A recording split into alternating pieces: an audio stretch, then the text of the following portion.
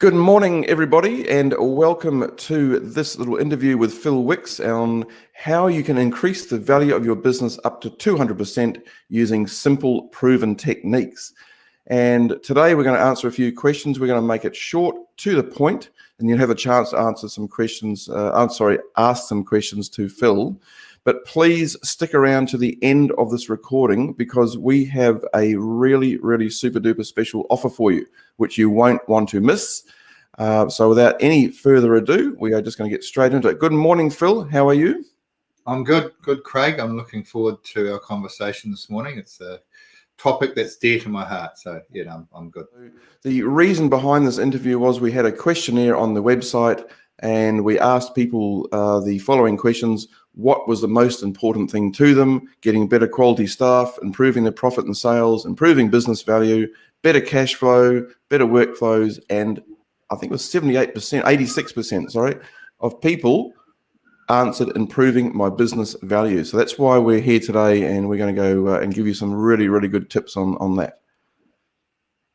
So the first one was the two most important requirements buyers want from a business and why most New Zealand SME businesses fail to meet these expectations. Over to you, Phil. Right. Well, there's a whole combination of things that increase business value, and some of them are quite subtle. But probably if you sort of narrowed it down to two that I think are really important, the first one is obviously financial performance. For businesses performing financially, if it's got good net profit, then there are certain ratios that are used to value the business based on that net profit, or at least that has a lot to do with it. So financial performance definitely is a top one, and especially the financial performance over the previous 3 years. So that's number one. And number two, especially for a lot of small and medium-sized businesses, is the not being so reliant on the business owner. So if the business or the brand is very reliant on the business owner, in other words, if the business owner wasn't there, the business wouldn't exist, then obviously there's not much value in a business like that either. So not being so reliant on the business owner, doing things like creating leadership through the business, that also creates a valuable business. Cool. Okay, that's very good.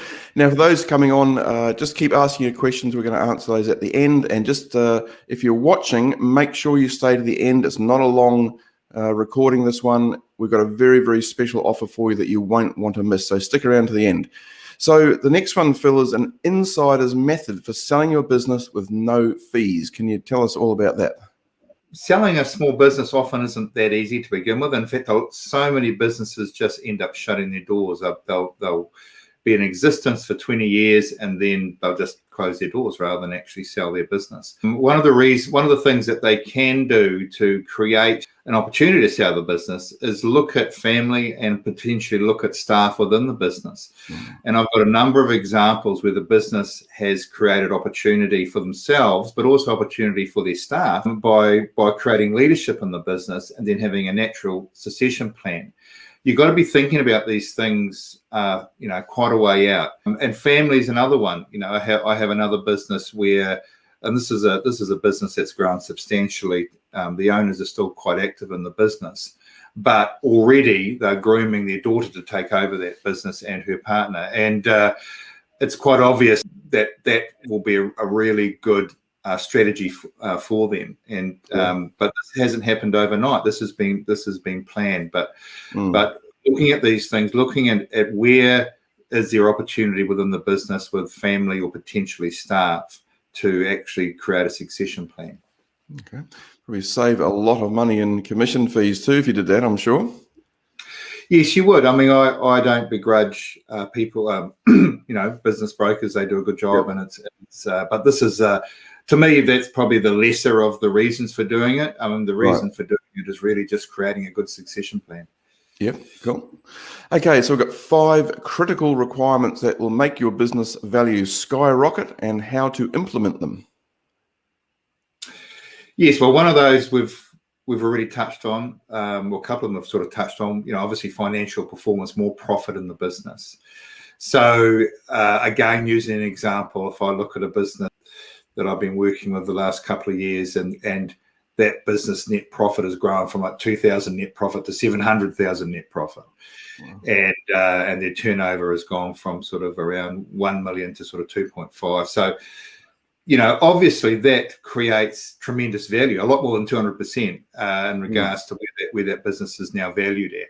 So again, financial performance is is a real key thing. Another key element is that all businesses should think about is, how am I different from my competitors? How do I shine out? So creating a point of difference is good for the business anyway, but also very good for a potential buyer. Now, that's not always easy to do that, particularly with certain types of businesses. If I'm an electrician or if I'm a plumber, how do I really create a point of difference compared to others when we're offering very similar services?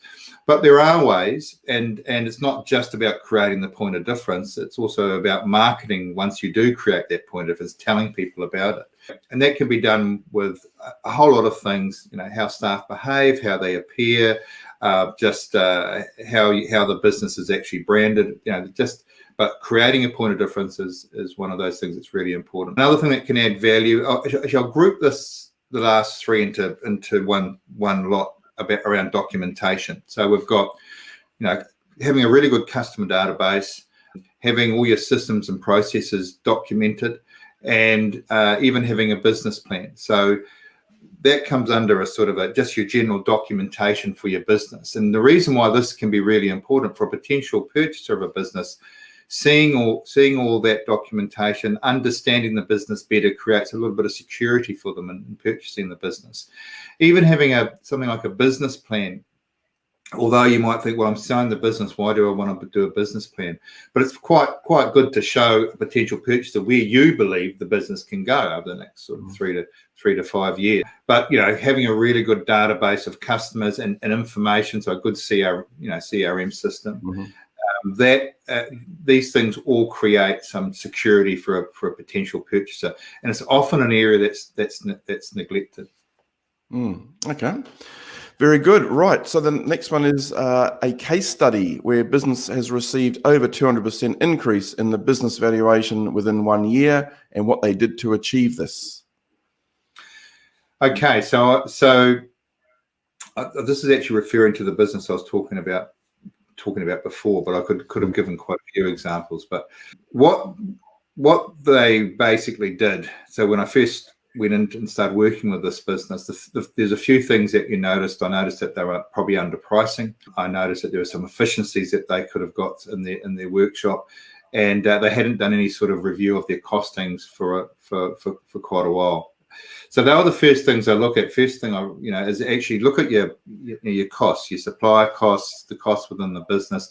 In this particular case, they had a big supplier that they had never sort of compared to anybody else in the market. And when they did, they managed to get a 40% reduction, incidentally, from the actual existing supplier when they decided to go away.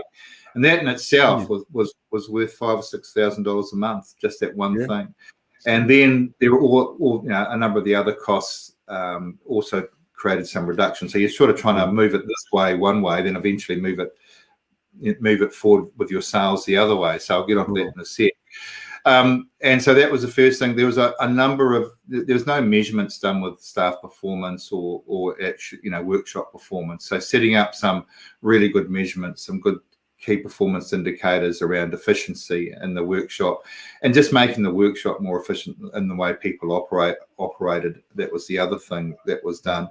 And the third thing was they were underpricing. So and just lifting their pricing up to a more acceptable level made a huge difference when combined with those other two things. And what you're trying to create is synergy. So now you've got a situation where you've got your costs are less, your workshop is more efficient, and your pricing is higher. Now, because your workshop is more efficient, you can also take on more work. So the fourth thing we did was really up the marketing a little bit. In fact, this was the business that you got involved with, Craig, with your Google ads. So we brought more business into the business because it could handle more business, and now it was getting paid more for that business. And also its costs were reduced. So the end result of that was a huge increase in net profit, and a huge increase in turnover. This business, its net profit increased by 1.5 million over just the space of not net profit, it's turnover, but its net profit increased by over 650,000. So obviously that had a huge influence straight away on the business value, and it's going to do even better this year. So that's a really good example of how easy it is to increase the value of your business. That's a great story. Right, and the last one is one simple thing you can do tomorrow to improve your business value. Well, one simple thing that I think you could do straight away is create leadership in your business. Leadership is I think a lot of people really underestimate how important people are in a business, and creating leadership creates a whole lot of options for the owners. Straight away, it enables the owner to not just carry the load on themselves. It enables the owner to potentially get away from the business. But from a value perspective, it actually creates more value in the business because I've got situations where I've got owners of businesses who actually never work in the business. Wow. And that's an incredibly valuable business because they've actually got a manager managing the business. And of course, the potential purchaser may want to do the same thing. And so one simple thing that you can do is to ensure that the business is not quite so reliant on yourself, and to create. Now, this doesn't apply to all businesses. I mean, because there are some businesses where a business owner is just selling a product, and they're just operating on themselves, and it can still be a valuable business. But for a lot of businesses that have staff, well, this is an opportunity that you can do, is to create some leadership. Yeah. Okay. Well, look, we're going to take some questions now. So we did mention sticking around to the end of the recording for a special offer. We'll do that offer now. And if you want to listen to the questions, you can. There's some great questions there, and Phil will answer them. But if you don't, here is the offer. And the offer is this, that Business Success Partners has a program called Navigator. In fact, Phil, why don't you tell people about it, and then we can give the offer. Yes. Yeah, well, if you'd asked me the question, what are the two things that you could do to increase business value? Well, this would probably have been the second thing, and it's really around making sure that you plan. In fact, that's probably the most important thing you can do around creating value in your business, and especially if you're creating an exit and succession plan, is planning. Is looking at it, quite a ways out before you want to actually leave the business. And so, what we have to help that process is a program called Navigator, which is a really proven system around exit and succession, and it does a complete analysis of the business, and then it looks at the areas that you need to improve to create value, and it's very, very in depth.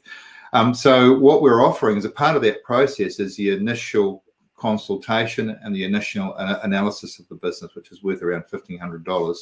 So we're offering that as complimentary to anybody that would like to look at maybe doing an exit and succession plan. And it's a really good offer. It's a very good program. I've used it on a number of businesses, and it's a program that really works well.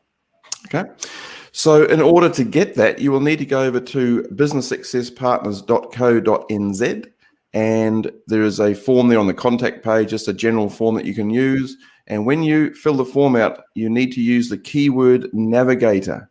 And that way we will know that it's come off this recording, and you'll get that special offer. Because this is only for people watching this one. We're not sort of handing out everywhere. And if you're interested, go to this website, fill out the form, and put the keyword Navigator into the form there. Great stuff. Okay.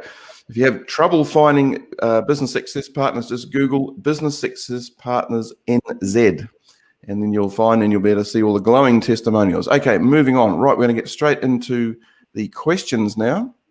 And the first one is from Leisha. Does having a website increase the value of the business?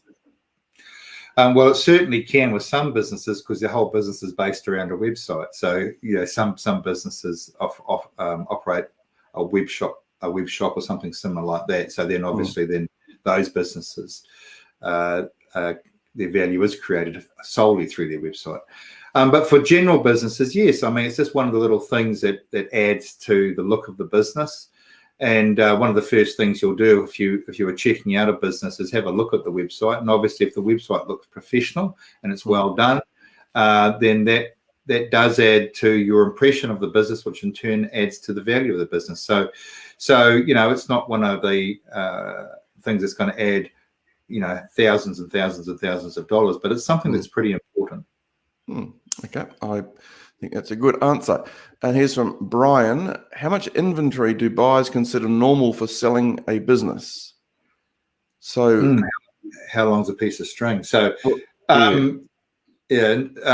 well, look, obviously any business that's being sold, nobody wants to buy a whole of excess stock that they can't get rid of. So but at the same time, they need to have enough stock. No, there's enough stock in the business that the business can operate well over the next, following few months.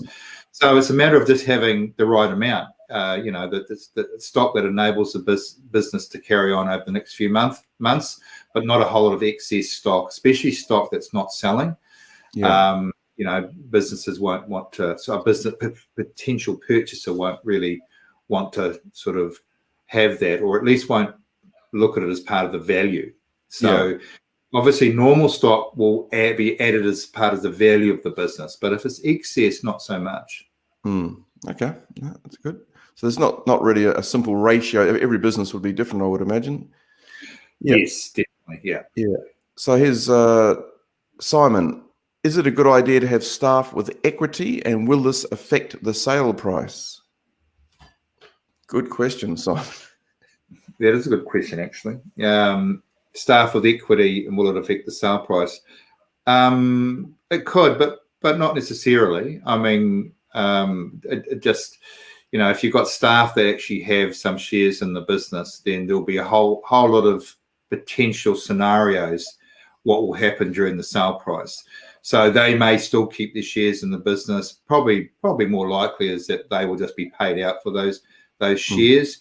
But possibly, if the people that actually own the shares are there because the original owner saw them as part of the business moving forward, the potential purchaser could potentially see that as well.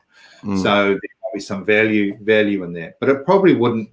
It could affect the value, but not necessarily negatively. Okay.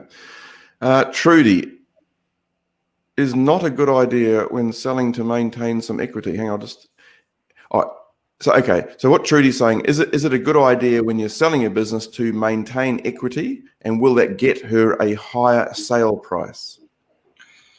Right. So this is, thought this was the same question, but it's not. It's completely different. So what she's basically saying is, if I keep equity in the business, or if I keep some money in the business, will it make it easier to sell? Possibly might make it easier to sell.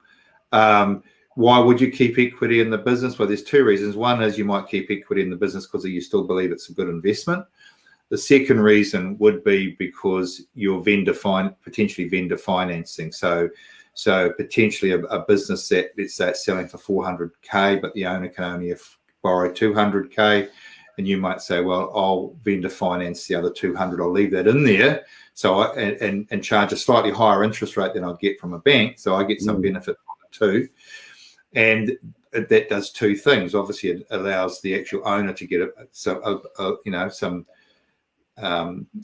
get higher interest for the finance he's leaving in the business, and it allows the actual potential purchaser to buy the business. So there's a win-win there. There's some risk involved in that as well for the owner, the original owner. But that is becoming quite a common way to purchase the businesses through vendor financing, especially if there's staff or family involved, and it can be a really win situation. But you've just got to be aware of the sort of the potential issues that you could have as well. Okie doke. Right, Michael, I don't have any trademarks on my branding. Do I need this, and will it increase the value of my business? If you, I mean, obviously your trademark can increase the value, especially if your business becomes very successful for merchandising and all that sort of stuff. In general terms, if we just look at this generally, if you have a really good sort of brand or trademark, It doesn't cost that much to legalize that. So, you know, it's almost like, why not? Why not? Yeah. Yeah. No, So yeah, I mean, but particularly with certain things, it's really important that you do protect your brand, or you do protect your trademark. yeah. Okay. Now this is Tracy. Is there a better time of the year to sell and get more money?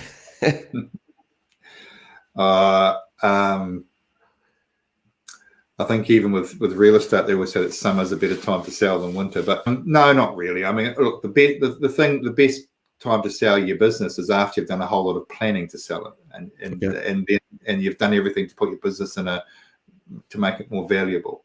So no, I don't think there's necessarily a time of year that's better than any other.